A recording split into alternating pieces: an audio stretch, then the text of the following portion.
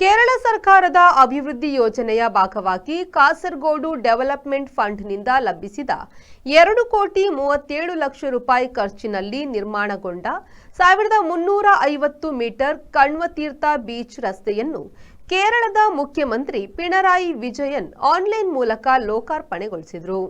ರಾಜ್ಯದ 14 ಜಿಲ್ಲೆಗಳಲ್ಲಿ 60 ರಸ್ತೆಗಳನ್ನು ಒಂದೇ ದಿನದಲ್ಲಿ ಮುಖ್ಯಮಂತ್ರಿಯವರು ಲೋಕಾರ್ಪಣೆಗೊಳಿಸಿದ್ದಾರೆ. ಲೋಕೋಪಯೋಗಿ ಹಾಗೂ ಪ್ರವಾಸೋದ್ಯಮ ಇಲಾಖೆಯ ಸಚಿವ ಮೊಹಮ್ಮದ್ ರಿಯಾಜ್ ಅಧ್ಯಕ್ಷತೆ ವಹಿಸಿದರು. ಮಂಜೇಶ್ವರ ಶಾಸಕ ಎಕೆಎಂ ಅಶ್ರಫ್ ಉದ್ಘಾಟನಾ ಫಲಕ ಅನಾವರಣಗೊಳಿಸಿದರು.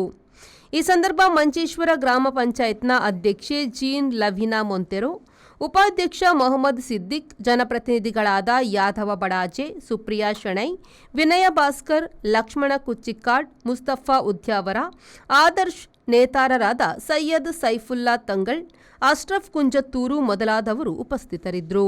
ಈ ಸಂದರ್ಭ ಮಂಜೇಶ್ವರ ಶಾಸಕ ಎಕೆಎಂ ಅಶ್ರಫ್ ಹಾಗೂ ಗುತ್ತಿಗೆದಾರ ಯುಕೆ ಮೊಹಮ್ಮದ್ ರನ್ನು ವೇದಿಕೆಯಲ್ಲಿ ಶಾಲು ಹೊದಿಸಿ ಸನ್ಮಾನಿಸಲಾಯಿತು. ಬಿಜುಕೆ ಸ್ವಾಗತಿಸಿ ಶೋಭಾ ವಂದಿಸಿದರು. എൻ്റെ മണ്ഡലത്തിൻ്റെ അതിർത്തിയാണ്. തലപ്പാടിക്ക് സമീപം കണ്ണുതീർത്ത ബീച്ചിലേക്കുള്ള റോഡ് വളരെ ശോചനീയമായിരുന്നു.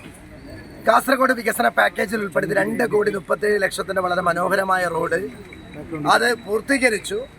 മക്കാഡം റോഡാണ്. അതിൻ്റെ ഔപചാരികമായ സമർപ്പണം ഇന്ന് നിർവഹിച്ചിരിക്കുകയാണ്. തീർച്ചയായും മഞ്ചേശ്വരം വികസനത്തിലേക്ക് കുതിക്കുന്നതിൻ്റെ ഏറ്റവും മികച്ച അടയാളമാണ് ഈ റോഡ്. ഈ റോഡുമായി സഹകരിച്ച എല്ലാവരോടും നന്ദി പറയുന്നു. Rehman Udyavara V4 news Manjeshwar.